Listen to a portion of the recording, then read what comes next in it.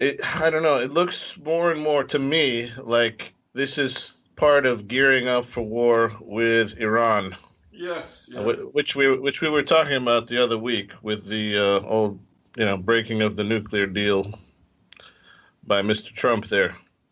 Uh, so Saw I a mean, headline saying that Saudi warplanes were staging on Cyprus with an eye towards Lebanon. And whilst all this is going on, Saudi Arabia is pretty much obliterating Yemen. yeah, that's another thing that happened is that a missile came from Yemen and I believe it hit near the airport in Riyadh in Saudi, and right away the Saudis blamed Iran, not the Yemenis, who they've been blasting to smithereens for the last 2 years. Uh, or is it 3 years now? I'm not even sure. No, I think it's 2 years. But yeah, I mean, they've been hammering Yemen in a very unfair and just uh, cruel and just destructive way. And that one missile comes over and they start yelling that it's an act of war. I mean, it's crazy. It's absolutely absurd.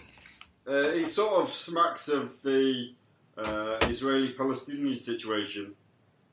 I mean, I'd maybe say that Yemen's possibly got more armament than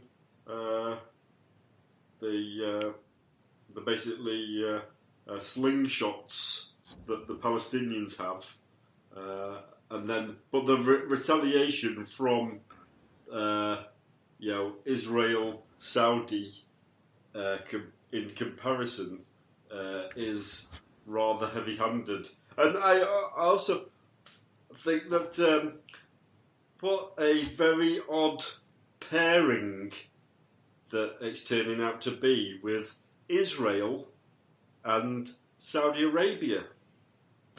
Yeah, well, this has been coming into view increasingly for the past few years now, that their interests are aligning, and I remember when I first started realizing this, I found it a bit surprising, but it's not a surprise to me anymore. Their interests, particularly regarding Iran, are perfectly aligned. Um, there are some other theories. I mean, on the internet, you can find people saying that the Saudis are actually secretly Jewish. I don't really. I'm not going to comment on that. I don't know what that's about. It could be true, maybe not. Probably not. But the fact is, yeah, they're both gunning for war with Iran, by all appearances. So, which is what the rhetoric over here has been ramping up for that as well, particularly with this the woman that's been held there. What's her name? Naziri. Is she like a school teacher or something like that that's been held there? She was over there visiting a family, and then she was just about to be released, and Boris made some gaff about her, like probably some sort of half truth that she'd actually been training journalists over there, and now the Iranians have slapped her with another 5 years. So, so whilst that's been, it's all ramping up to for Iran, isn't it? On all sides here. The Americans as well. Trump's been on that rhetoric. Yeah.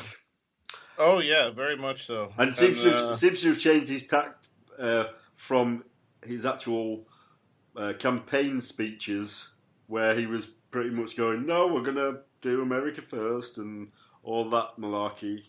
And then, obviously, somebody higher up is saying, "Well, no, that's not actually the plan.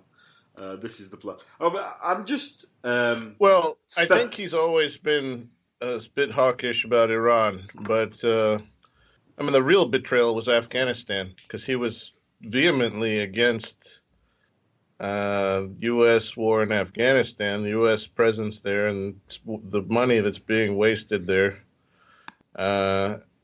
And he did a real U-turn on that one.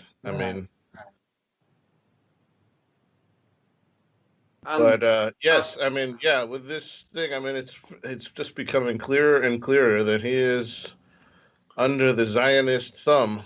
To me, anyway, that's what it looks like to me. That his real controllers are Zionists.